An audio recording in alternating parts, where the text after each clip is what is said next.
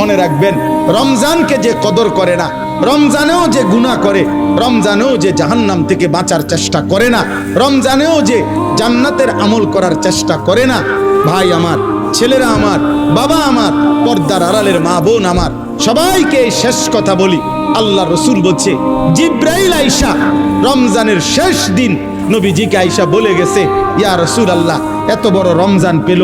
ইফতার, সাহারি, তারাবি, এতেকাফ, শবে কদর, প্রতি ঘন্টা মিনিটে এত মাফ নেওয়ার সুযোগ থাকার পরেও যেই নাফরমান জাহান্নাম থেকে বাঁচার চেষ্টা করে নাই, গুনাহ থেকে আল্লাহর কাছে মাফ নেয় নাই, জান্নাতের জরুর আশা পূর্ণ করতে পারে নাই, আমল করতে পারে নাই, খোদার কসম নবীজি বলছে, জিব্রাইল আইসা বলছে, ইয়া রাসূলুল্লাহ, এমন নাফরমানের উপরে আল্লাহর লানত, আল্লাহর লানত, লানত, লানত। নবী বলছে আমিন।